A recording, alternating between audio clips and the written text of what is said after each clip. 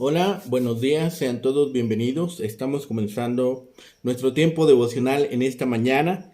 El día de hoy veremos el final del capítulo 5 del libro del profeta Ezequiel, los versículos 14 al 17, para nuestro tiempo devocional que hemos titulado Un reproche entre las naciones. Un reproche entre las naciones. Recuerden que para este tiempo devocional estamos leyendo en dos versiones, en la Reina Valera 60 y en la Nueva Traducción Viviente. Vamos a la lectura de la porción en la Reina Valera 60 primero. Dice la palabra de Dios, capítulo 5, versículos 14 al 17. Y te convertiré en soledad y en oprobio entre las naciones que están alrededor de ti, a los ojos de todo transeúnte. Y serás oprobio y escarnio, y escarmiento y espanto a las naciones que están alrededor de ti, cuando yo haga en ti juicios con furor e indignación y en reprensiones de ira. Yo Jehová he hablado. Cuando arroje yo sobre ellos las perniciosas saetas del hambre, que serán para destrucción, las cuales enviaré para destruiros, entonces aumentaré el hambre sobre vosotros y quebrantaré entre vosotros el sustento del pan. Enviaré pues sobre vosotros hambre y bestias feroces que te destruyan, y pestilencia y sangre pasarán por en medio de ti, y enviaré sobre ti espada. Yo Jehová he hablado. Ahora la misma porción en la Nueva Traducción Viviente, versículos 14 al 17, capítulo 5 del profeta Ezequiel. Dice la palabra: Así que te convertiré en ruinas, en una burla ante los ojos de las naciones vecinas y de todos los que pasen por allí. Te volverás objeto de burla, de mofas y de horror. Servirá de advertencia a las naciones que te rodean. Ellas verán lo que sucede cuando el Señor castiga con enojo a una nación y la reprende, dice el Señor. Haré que te llevan las flechas mortales del hambre para destruirte. El hambre se volverá cada vez más terrible hasta que haya desaparecido la última migaja de alimento. Junto con el hambre te atacarán animales salvajes y te arrebatarán a tus hijos. La enfermedad y la guerra acecharán tu tierra, y mandaré la espada del enemigo contra ti. Yo, el Señor, he hablado. Notemos pues que en estos versículos hay una paradoja. El gran error de Israel fue fallar al motivo por el cual fue elegido por Dios, que era ser testigo del amor y la misericordia de Dios a los ojos de las naciones. Ellos, que no habían querido ser testigos del amor, lo serían de su justicia. Resulta muy claro en este pasaje que el profeta enseña que Dios va a cumplir su propósito en y a través de nosotros, con nuestra ayuda o a pesar nuestro. Las acciones simbólicas del profeta presentadas en estos capítulos, tanto el capítulo 4 y el capítulo 5, nos dejan algunas lecciones que deberíamos considerar y aplicar a nuestra propia situación. En primer lugar, en las Sagradas Escrituras, la relación del pacto involucra privilegio y responsabilidad, algo que ha sido una constante del mensaje de los profetas. Una segunda lección que podemos mencionar es que hay un peligro y naturalmente un error en percibir un solo aspecto de la obra de Dios. El texto nos señala que Dios no es solo Dios de gracia, es también un Dios justo y santo, por lo que su ira es su reacción natural contra la obstinación en la rebelión. El profeta se encarga de mostrar que la situación que estaba viviendo el pueblo era obra de Dios mismo y consecuencia de su pecado. Finalmente, debemos considerar que a pesar de nuestra obstinación, Dios habrá de cumplir su propósito. En esta última sección del capítulo 5, vemos que si los exiliados buscaban algún vestigio de esperanza en el mensaje de Ezequiel, lo único que encontrarían sería esto: habría un final para la ira del Señor. La ira del Señor cesaría cuando entendieran lo que Él quería enseñarles. Yo soy el Dios salvador del pacto y nunca cambio. Cumplo mis promesas y llevo a cabo mis amenazas. No soy un inofensivo ídolo de madera del cual se puede hacer burla sin consecuencia alguna. En vez de que las naciones aprendan que de Jerusalén que yo soy el Dios Salvador, como debería ser, aprenderán de esta que no tolero el pecado. Por causa de estos falsos adoradores, en la ciudad de Jerusalén y en la tierra de Judá, la ciudad no era ya el lugar central para la adoración del verdadero Dios del pacto. Iban tras otros dioses. Para ellos Jerusalén se había convertido en una simple pata de conejo, es decir, un amuleto de buena suerte, a donde acudir cuando las cosas iban mal, que les aseguraba que el Señor no permitía o no permitiría que los destruyeran porque había dado promesas a ellos. Estaban seguros de que Él mantendría a su ciudad sagrada libre de destrucción. Entonces Dios hizo esta declaración por medio de Ezequiel. Olvídenlo, nada más esperen y verán lo que le sucederá a esa pata de conejo. Tal como se hace con frecuencia, el Señor utilizó lo que mucha gente llama desastres naturales para llevar a cabo su castigo y disciplina. A partir de su cumplimiento histórico sabemos que lo que el Señor había hablado era confiable y que se podía dar por hecho. En este mundo que está tan convencido de que puede manipular a Dios para que quepa en cualquier molde, que lo haga sentir cómodo, necesitamos recordar que el Señor Dios, Jehová, no se trata de un ídolo de madera que nosotros podamos moldear. Su ira contra el pecado y la incredulidad es real. Su castigo también lo es.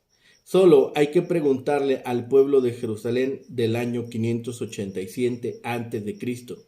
Dios se enciende en su ira cuando la indiferencia hacia Él hace que nuestra reacción deje de ser un vínculo familiar, espiritual y se convierta en una religión impersonal que se conserva superficialmente como si fuera una póliza de seguros contra la posibilidad de penalidades eternas.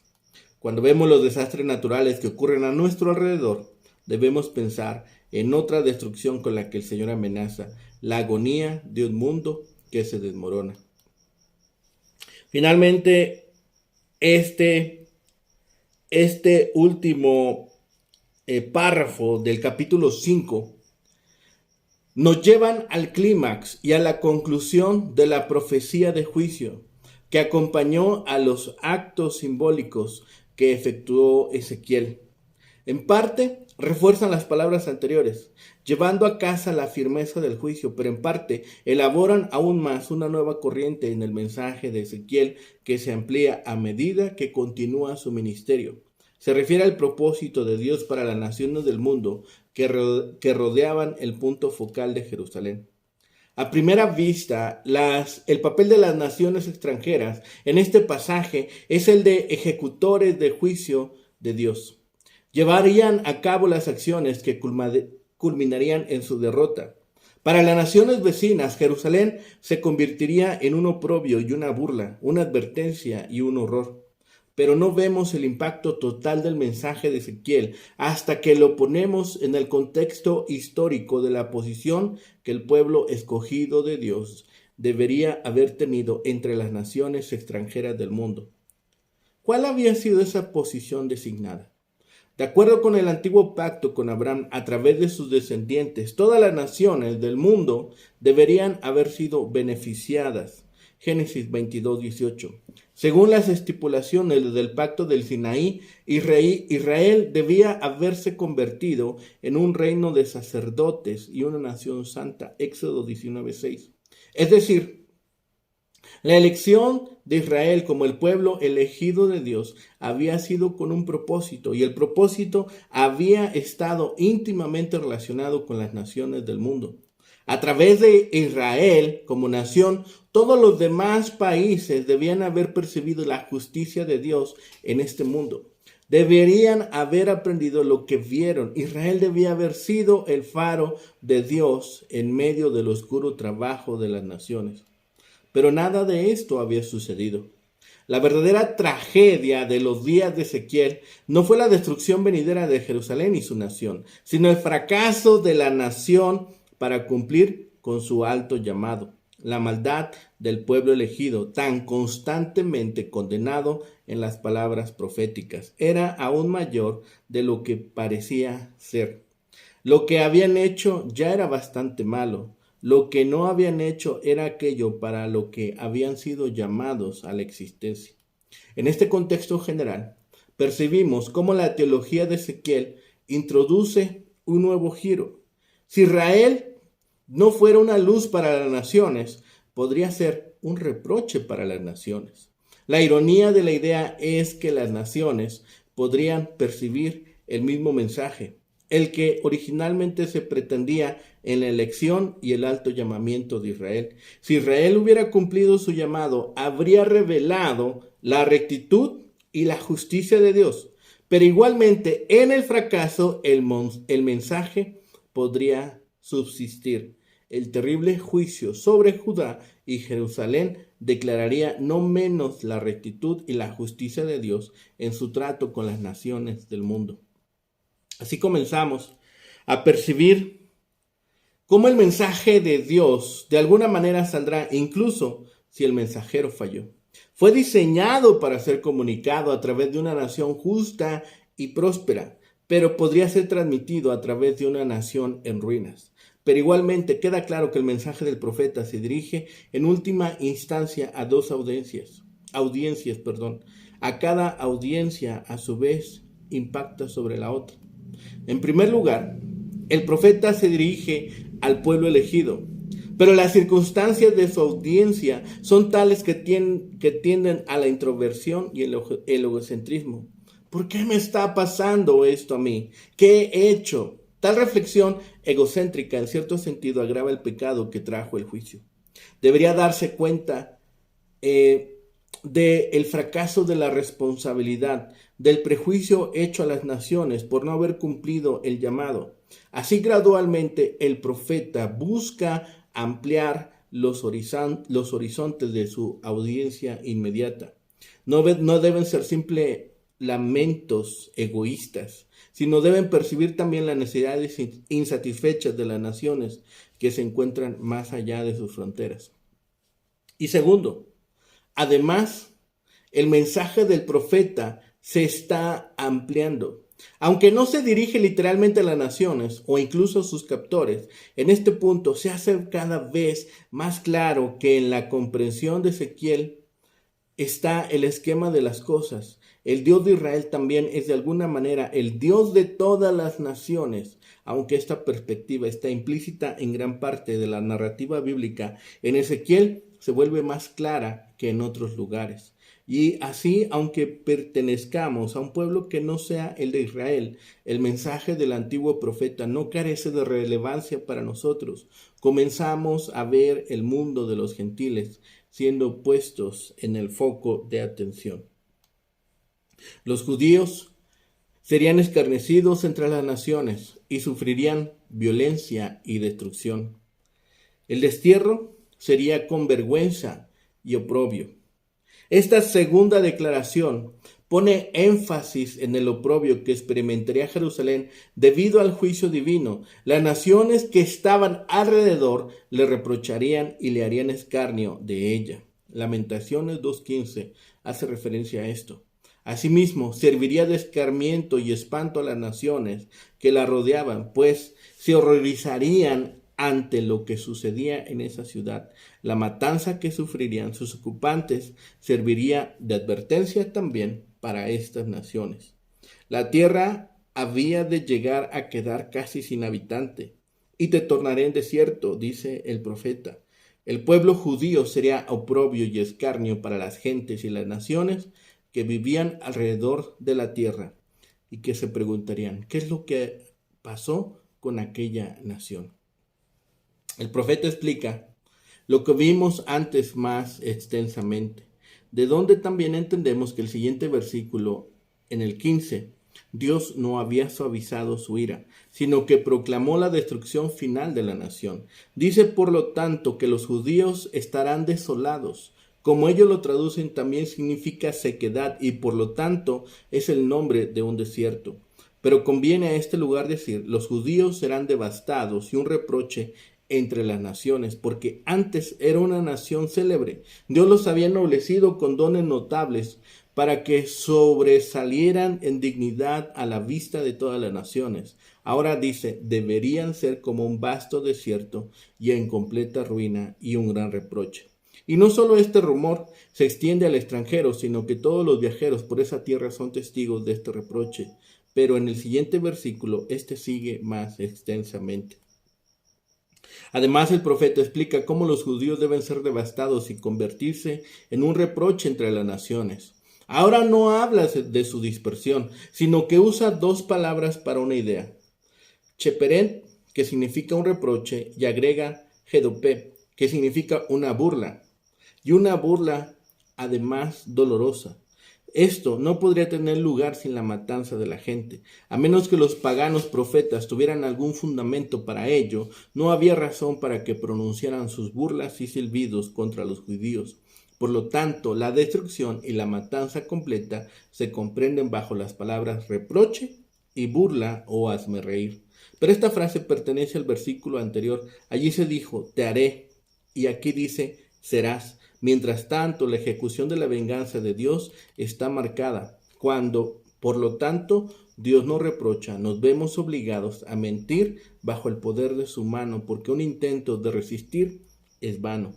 Lucharemos de hecho como lo hacen los impíos, pero a menos que cedamos voluntariamente la violencia de su poder, nos aplastará. Por lo tanto, debemos observar el contexto. Te haré un reproche y serás uno.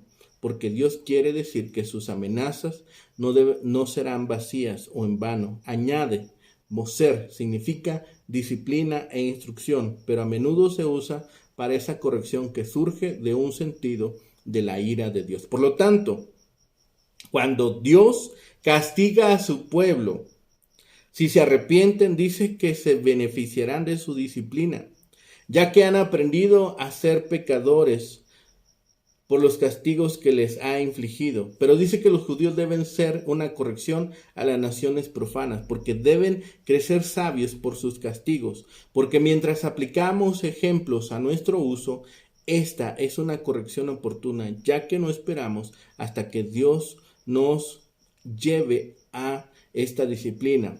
Pero cuando venga de su ley, si nos conmueven tales ejemplos, corrección a su debido tiempo, el profeta lo aplicará a las naciones vecinas, no sin la desgracia del pueblo elegido, como si hubiera dicho que su castigo sería tan notorio que los mismos ciegos lo reconocerían y temblarían ante la percepción de su magnitud. Todos estos elementos nos dicen claramente que Jerusalén será oprobio y escarnio, escarmiento y espanto. Se usan 4 palabras para calificar a Israel. Estos castigos procederán del desagrado de Dios.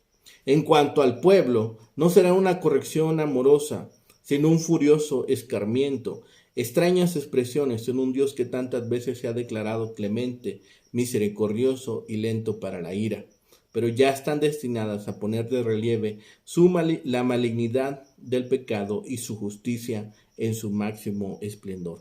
Así como cuando Dios es deshonrado por los pecados de los hombres, leemos en el Salmo 95 que está disgustado, así también cuando es honrado con la destrucción de los malvados, se dice que llega a consuelo. Al ejecutar estos castigos contra Israel ante los ojos de las naciones, aprenderán éstas a temer ante el Dios de Israel, al ver cuán severamente castiga el pecado aún en aquellos que les son cercanos. El escarnio de las naciones, esta vez en cabeza ajena. Jerusalén debía haber instruido a las naciones vecinas en el temor de Dios por medio de la piedad y la virtud, pero al no haber obrado así, Dios les instruirá por medio de la ruina de Israel. Con el resultado de hacer al pueblo de Dios una lección de advertencia entre las naciones vecinas que observan. En su pacto con el pueblo, Dios había prometido enviar estas maldiciones si Israel elegía rebelarse contra él. Ahora ha llegado el momento de ejecutar estos juicios. Es el resultado ahora que Dios busca también ejecutar su justicia para que también por medio de ellos sea honrado Dios. El pueblo desobediente y rebelde no debería sorprenderse por el horror que estaba a punto de encarar. La esencia de estos versículos está claramente extraída de las maldiciones del pacto en Levítico 26. En un trágico cambio, Jerusalén sería ahora el centro de todo este escarnio. Si hubiera obedecido, su ascenso habría sido majestuoso y objeto de intensa curiosidad y alabanza internacional. Esto era lo que Yahvé había querido para Jerusalén. Sin embargo, en lugar de ser un deleite, una alegría, un orgullo, una gloria, una corona de esplendor y una diadema real ante las naciones, se convertiría en ruina, reproche, burla, advertencia y objeto de horror para las naciones. En una trágica ironía, Jerusalén todavía proporcionaría una lección a las naciones de lo que implica una relación con el Dios Santo, con Yahvé. Yahvé siempre había querido que su pueblo del pacto fuera un medio de comunicación y bendición para todas las naciones de la tierra. Ese es el plan. Esta nación rebelde estaba obstaculizando, pero no había frustrado los planes de Dios. No había parado el propósito que Dios había dispuesto. El mensaje de Yahvé todavía llegaría a las naciones a través del pueblo del pacto, pero no de la manera que él esperaba. Él haría un ejemplo negativo de ellos. Él haría un ejemplo de lo que significa desviarse del camino y ser corregido. En los versículos 16 y 17, Yahvé deja claro que es el que promulga las penas del pacto. Reutilizando la metáfora de un arquero, Yahvé le disparará sus flechas mortales y destructivas de hambre. Y estas cuatro palabras, hambre, bestias salvajes, plaga y espada, se convertirán en las maldiciones del desfile por todo el resto que Ezequiel hará representar las maldiciones que se encuentran en Levítico 26. No habrá misericordia en sus acciones, porque disparará para destruirlos y dejarlos sin hijos. Confirma sus intenciones con una declaración de determinación irrevocable. Yo, Jehová, he hablado. Habiendo demostrado que esa ciudad sería devastada, Yahvé dirige la atención de Ezequiel hacia las montañas circundantes. Nuestro buen Dios ejecutaría su justicia. La tercera declaración la vemos aquí en versículos 16 y 17. El horror del sitio y de la caída de la ciudad. Describe cómo Dios, como arquero, le arroja ahora estas flechas destructivas sobre Jerusalén. Esas saetas del castigo de Dios incluirían hambre, bestias feroces, pestilencia, sangre y espada, calamidades que se asocian exclusivamente con el juicio divino sobre su nación desobediente. Las terribles predicciones de este pasaje se verificaron literalmente en el sitio de Jerusalén. Aún la plaga de las malas bestias, por la deshidratación de la tierra, las fieras llegaron a multiplicarse y constituyeron una seria plaga en la tierra después que los ejércitos caldeos terminaron de despoblar la tierra. Según el símil de los cabellos cortados, vemos ahora que una tercera parte de los habitantes de Jerusalén morirá de peste, la cual pasará por el medio de la ciudad. Los que de esta tercera parte no mueran de peste serán consumidos por el hambre, mientras que otra tercera parte caerá a espada alrededor de la ciudad. También la espada sería enviada por Dios. Otros serán destruidos por bestias feroces. Los 4 azotes de Levítico 26, hambre, bestias feroces, peste y espada, alcanzará a la nación bajo el juicio de Dios. Y finalmente, los que escapen de todas esas cosas serán esparcidos a todos los vientos, es decir, a todos los lugares de los 4 puntos cardinales. Estos castigos producirán por grados la ruina de los habitantes de Jerusalén.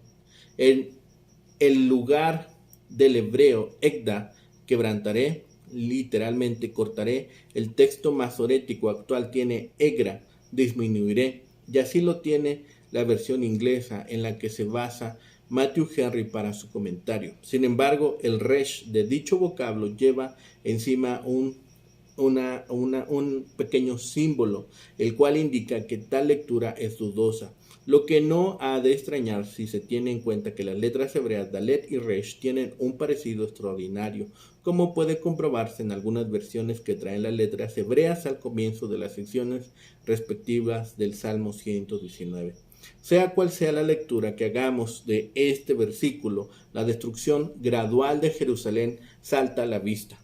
Podemos suponer que esta predicción tiene un alcance mucho más remoto y apunta a la destrucción que se llevó a cabo en el año 70 de nuestra era a manos del ejército romano, con la total destrucción de Israel. En todo esto queda ratificado la autoridad y la veracidad de Dios mismo. Yo, Jehová, he hablado. Es la sentencia contundente. Habían quienes llegaron a pensar que todas estas cosas que había dicho Ezequiel eran solamente delirio, pero la palabra de Dios demostrará finalmente su autenticidad. Los sucesos que vendrían adelante darían fehaciente demostración de que Dios los había promulgado. Estos juicios serían ineludibles. Estos juicios serían también una sentencia contra Jerusalén, horrorosa, ciertamente, pero necesaria. Dios estaba enojado, Dios estaba airado contra esta nación que había desechado su palabra, que se habían montado ídolos y que habían desechado la ley de Dios. Los que viven y mueren sin arrepentimiento perecerán sin piedad para siempre. Este es un ejemplo de lo que pasaba con aquellos que habían promulgado su propia justicia y dejado de lado la justicia de Dios. Llegará el día en que el Señor no los salvará, porque ellos han desechado al Señor. Que nadie, ninguna persona o iglesia cambie los estatutos que hemos recibido de Dios. Que alguien que cambie las palabras de Dios tengan esperanzas de escapar del mismo juicio que cayó sobre Jerusalén. Propongámonos buscar la doctrina verdadera de Dios en su palabra. Tarde o temprano, la palabra de Dios siempre nos muestra que es verdadera, porque así ha dicho el Señor, porque yo el Señor he hablado. Es la sentencia que encontramos en esta porción y es la sentencia de la cual nosotros debemos cuidarnos y cuidar de hacer todas las cosas según lo ha declarado el Señor.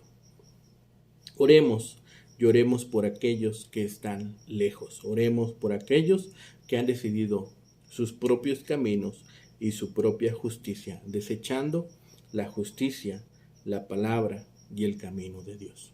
Oremos. Bendito Padre Celestial, gracias te damos, Señor, por este tiempo que nos permites pasar juntos, Señor, a tu palabra.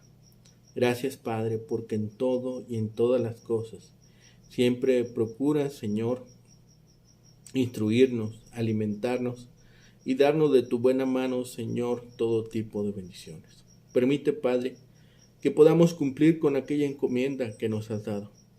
Que podamos seguir fielmente tu palabra, tu camino, tus estatutos, Señor, tus decretos, y ser obedientes y fieles a ella. Padre bendito, danos de tu espíritu. Guíanos, exhórtanos y anímanos en todo tiempo, Señor. Somos débiles, lo reconocemos, pero junto a ti, tomados de ti y de tu mano, Señor, somos fuertes, somos más que vencedores. Gracias por todas tus bendiciones. Todo lo rogamos y pedimos y clamamos a ti por los méritos suficientes de Cristo Jesús, Señor nuestro. Amén. Que tengan un excelente día. Que el Señor les bendiga.